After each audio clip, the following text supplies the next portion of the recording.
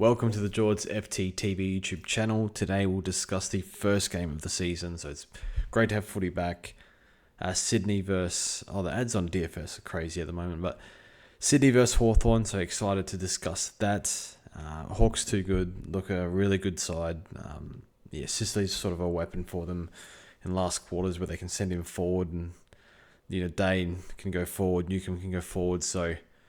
I think they've got it all figured out, the Hawks. It's early, but judging by the second half of last year, or I think it was after round 6 or 7 even, just a well-oiled machine, the Hawks, and probably would have, if I was on the power rankings, probably put them 1, I reckon. Looking really good. Maybe Brisbane 1 if they had Danaher, but yeah, unreal. So, yeah, a few talking points from this game. And we'll go through all those. We'll go through player by player. And we'll start with Matt Roberts. So only the one kick in from Roberts, but 124 SC. I was watching earlier in the game. Yeah, he was one I was keeping an eye on, a close eye on Roberts. And positioning was good. Sort of setting up kind of quarterback-ish. Sort of knows how to set up behind the ball. And seems to find, has no problem finding the footy or...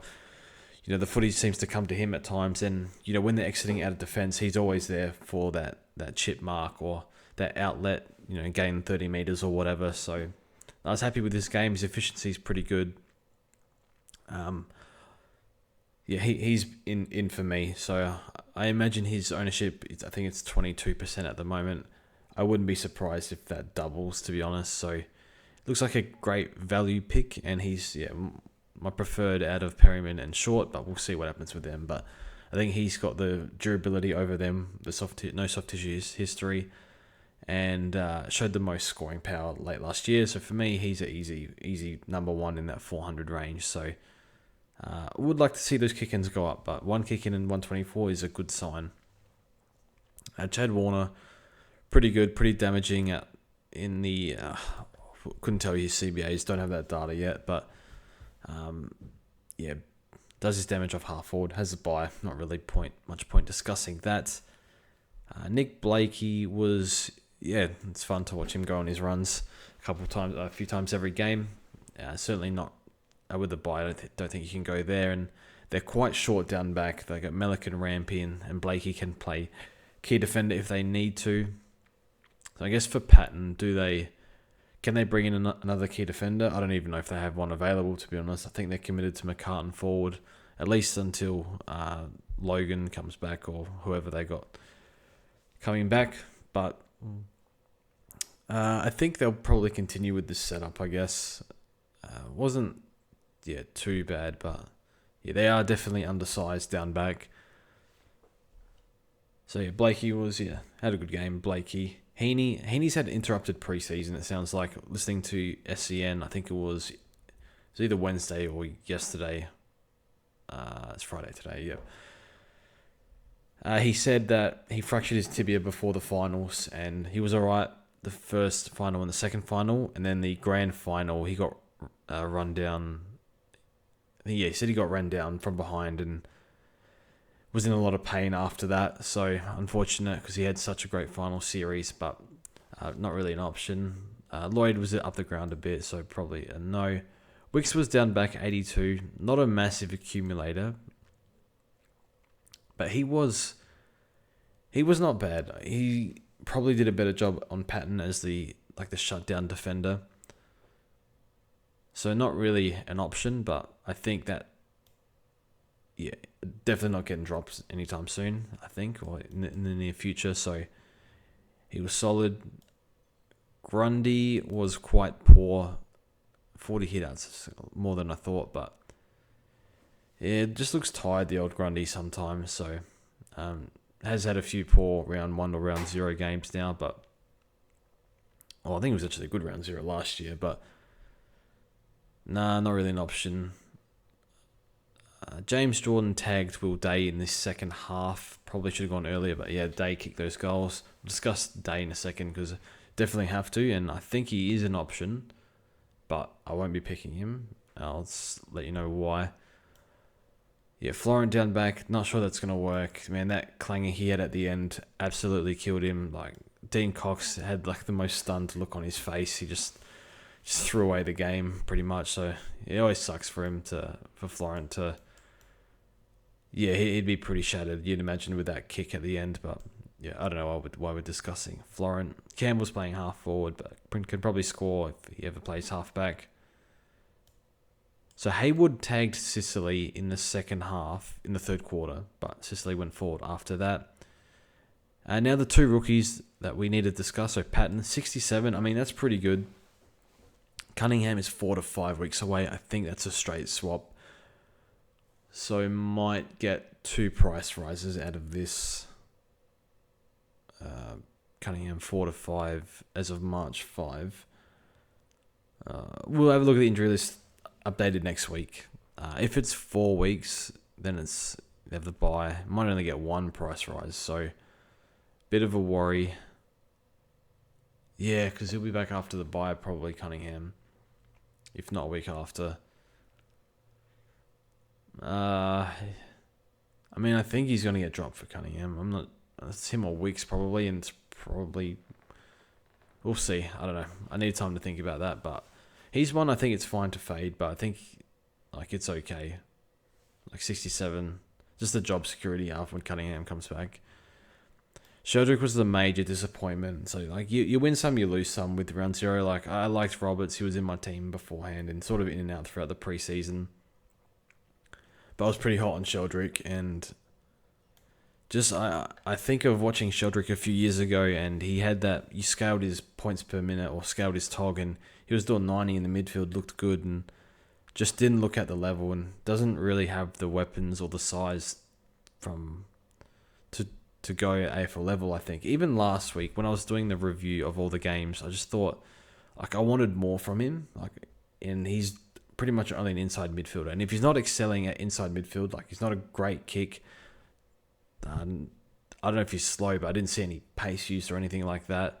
You know, pretty much all his kicks were just 45, 50 meters, straightforward, hoping for the best. So this just, and obviously the sub risk now. So I've pulled him out of the team. I thought he had the best scoring power of the 5 expensive rookies, Nevitt and above, from Nevitt to O'Driscoll and or O'Sullivan, and now he's gone straight to the bottom because he's sub, and I think he's straight out for Mills when he's back.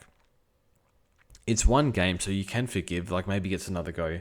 Looks like Adams has done a hamstring or had hamstring awareness, something to do with his hamstring, so went off late in the game, didn't come back on. So look, it'd be good to get another look, but he's one where he needs to take his chance, especially with Mills coming back, and he did everything but that and got subbed, so he's out of my team. Moving on to Hawthorne, so Will Day was outstanding. So you can see here, 6 frees for 3 goals straight. Not going to happen every week. And did get tagged though, so if he didn't get tagged, he's probably scoring 200 this game, which is incredible. I guess, there's Toby Bedford in round 3, most likely, and a bye after that. So that really sucks. There's no reason why he can't do 110 this year, Will Day. The tag's going to come, and that bye. So I'll pass, but man, it would have been nice. Did I say 160? He scored 148. Sorry, I was looking at this GD tab. Yeah, 148. Yeah, still could have been 200. Looked incredible. It's probably going to be close to his highest score for the year. I mean, he can show that he can go beyond this, but you're not going to get 6 frees and 3 goals every game. So, look, if you want to pick it, I think it's fine. Just be prepared in round 3, and you're going to cop it in round 4. So, do you feel like you're giving up too many points there? It's going to make a little bit of money straight away as well. Could you do? I mean, planning trades in advance never seems to work because you got 30 other players and millions of other opportunities out there that come your way. So you don't want to book in trades, but could you trade in before the Bedford tag and take the price rise of 148? Probably not for me. So it's an interesting one. I can see a lot of people bringing him in though. I think in the middle of when he was fit last year before he got tagged and injured and had the slow start with the. I can't remember what the injury was, but I think he averaged like 105, 110 in that period. Now, Lloyd Meek was, he was excellent. Really, really like him. 2 goals. Has a really, really soft run. Round 1 has Draper and Bryan, who seem to be... Certainly, Draper is restrictive.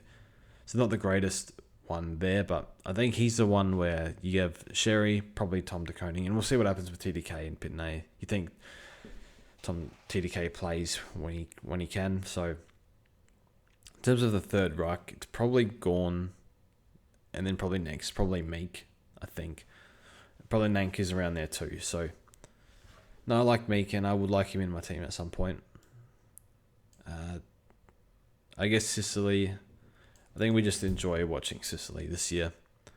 Yeah, swung forward, and what will be actually, if he gets DPP, he'll need to spend more than a quarter in the forward line. But back half of the year, assuming Lewis and Deer are back in the team and healthy, maybe they don't need to pull this lever as often to put Sicily forward, and they're not going to run Frost as the sub every game, which reminds me, Hanley as well, I forgot to talk about, but because he's sub and whatnot, probably just won't go there. But yeah, Sicily probably looks like he's going to kick a goal every time he goes forward for a brief stint. So I think they like that. And yeah, that versatility, day forward, can throw Newcomb forward.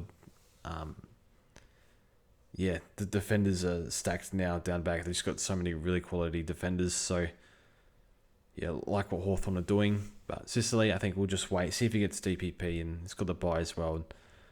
Yeah, just a bit of a headache. Yeah, did get the Hayward tag in round 3, so this could have easily been a 110, but is known for, I think it was 20, was it last year? Got tagged a lot last year, maybe it was the year before. Dylan Moore was pretty good, kicked a few goals early. Probably upgrade target.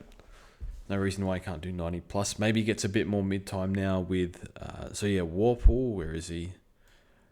Xander Maguire on X has stated suspected syndesmosis, so that might open up for Josh Ward or maybe Dylan Moore a bit more mid-time. So Ward is 280k in the midfield. I think his disposal is not super great, so I think it's a little bit steep and on borrowed time, obviously, and maybe sub-risk considering he was emergency today, so not sure. Smalls are quiet. Watson and Ginnivan felt like they were quiet. Ginnivan had his few touches but didn't hit the scoreboard, and yeah, Watson had a shocker, so he'll be back. And that's about it from this game. So my team, it's not quite settled. Just when you think it's settled, I make a few changes. I'm umming and ahhing about Sarong at the moment. There's just a lot of good value picks in the midfield, and I don't know why I didn't look up Brisbane's fixture. It is nuts in the first 7 weeks. I can see why people were jumping on Zorko and Neil and stuff. So I've actually thought about Zorko. He's not in my team, but man, I don't know if I can do it. 36-year-old start one. I know it's a breeze-free roll, but I'm going to sleep on it. We'll see. But yeah, I was looking at Sarong. Looks like Dean Cox can pull that lever. James Jordan tag. He has to play centre bounces at the moment anyway. They've got no Gordon and no Mills, so he's playing centre bounces anyway, so he can find the ball if he wants. He can tag if he wants. Didn't realise Jack Graham actually tagged Sarong to an 84 last year. He's got Jordan and Sarong early. Sorry, Jordan and Graham early.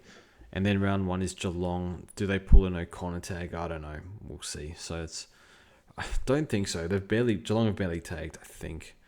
Like Atkins could, I guess, but I'm not too sure. So with the value available in Sarong, certainly I think at least 2 tags come his way, and Sarong sort of stands out.